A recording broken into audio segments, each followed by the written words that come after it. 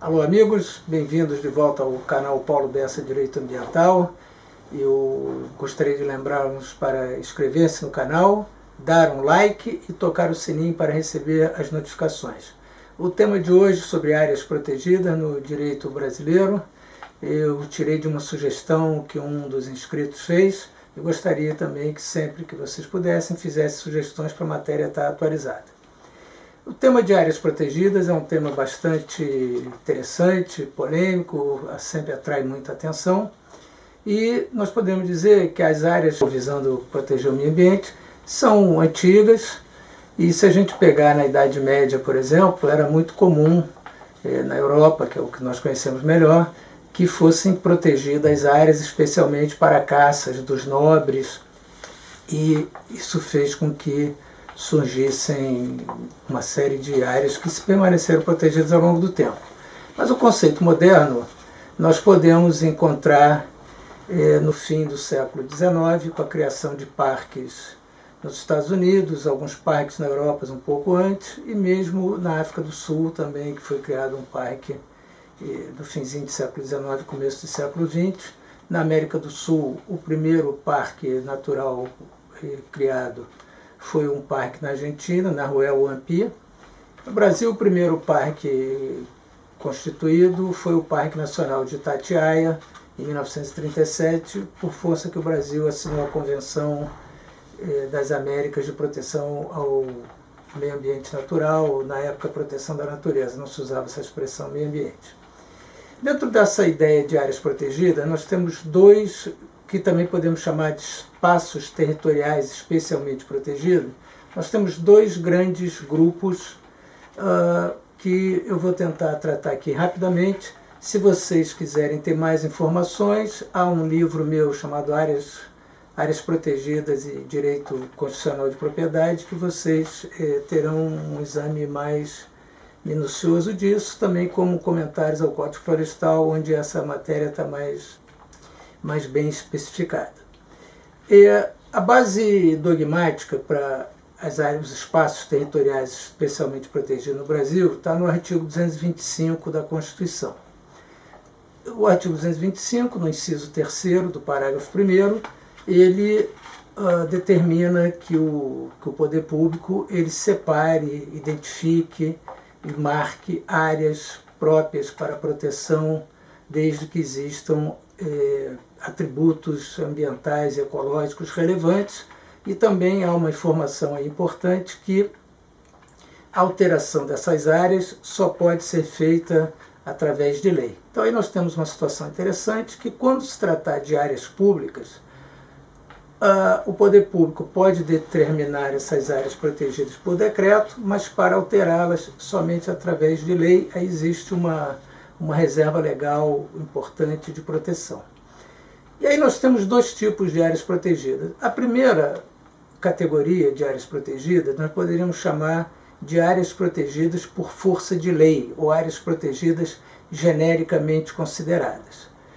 Essas estão basicamente no Código Florestal, já vem com uma evolução importante, pelo menos desde 1921, nós já temos algum tipo de áreas protegidas, não áreas protegidas de natureza genérica. Quais seriam essas áreas protegidas que nós, por determinação legal, que tem no Código Florestal? As áreas de preservação permanente, a reserva legal e as chamadas áreas de uso restrito. Então essa é a base das áreas por determinação legal, sendo que no caso das áreas de preservação permanente, nós devemos ficar atentos para o fato de que existe uma modalidade de áreas de preservação permanente instituída por ordem do poder público. Então, a necessidade de um decreto, um ato do chefe do Poder Executivo, definindo aquela área como de preservação permanente, por exemplo, pousos de aves de arribação. Isso você poderá encontrar facilmente no Código Florestal, e também o Código Florestal estabelece uma espécie de uma microproteção para indivíduos e para espécies. florestais. Então é possível que uma única árvore, através de um ato próprio, seja considerada imune a corte, assim como uma espécie, por exemplo, o pequi, ou a carnaúba, ou o pau-brasil, eles podem ser considerados imunes a corte, sendo que o novo Código Florestal ele traz uma diferença em relação ao anterior, que é a necessidade que quando se determine que uma certa área seja tida, uma certa espécie seja tida como imune a corte, que haja uma delimitação geográfica dessa situação, porque nós tivemos vários problemas com leis estaduais, sobretudo, que determinavam o pequi é imune à corte no estado tal. O que acontecia era que muitas vezes gerava situações de quase que impossibilidade de construção, ampliação de ruas, cidades, etc. E nós temos as áreas protegidas especificamente, que nós poderíamos chamar do Sistema Nacional de Unidade de Conservação, outra modalidade de espaço protegido, mas neste caso há uma obrigação de que um ato do poder público delimite quais são essas áreas a serem protegidas através de várias modalidades, várias formas.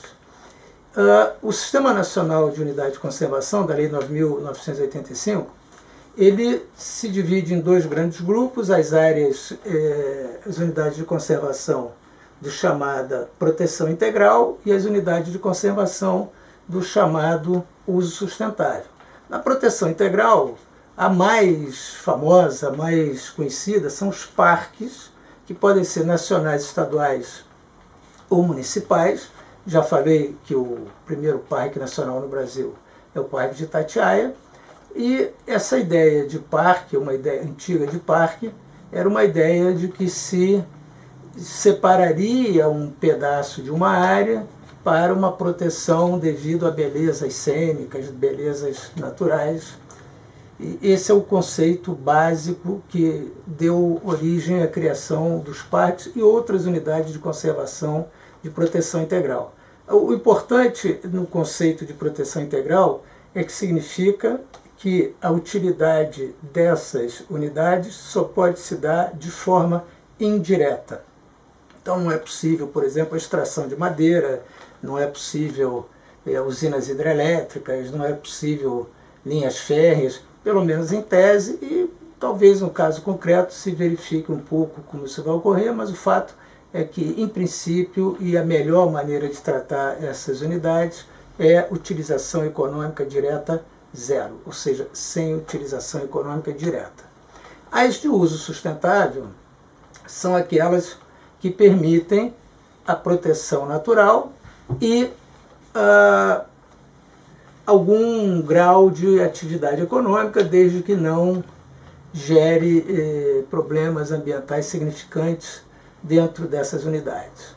A mais conhecida das categorias dentro desse grande universo que são as unidades de uso sustentável são as áreas de proteção ambiental, APAs. E é importante ter claro que não se confunde área de preservação permanente com área de proteção ambiental. Isso é uma confusão muito comum que se faz, são coisas totalmente distintas. Uma APA, área de proteção ambiental, necessita de um decreto a delimitando. Uma área de preservação permanente, não. Desde que determinados requisitos legais estejam presentes, ela se aplica genericamente ao país.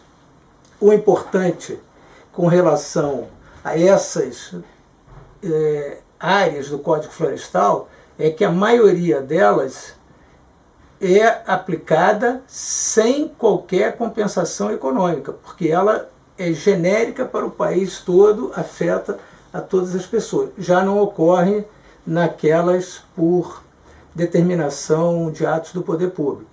Então, o uso sustentável, muito importante, é a APA. E nós temos também as reservas particulares do patrimônio natural, que são como se fosse uma espécie de mini parque privado, que estão dentro dessa categoria de uso sustentável, embora no estado do Rio de Janeiro elas tenham regime de parque.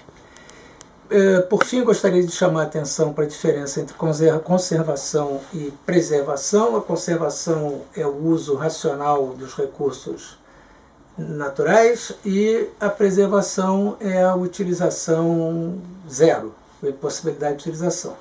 E gostaria, por fim, que vocês se inscrevessem no nosso canal, dessem um like e, caso tenham interesse em novos vídeos, por favor, cliquem no sininho para poder receber as notificações. Muito obrigado pela atenção.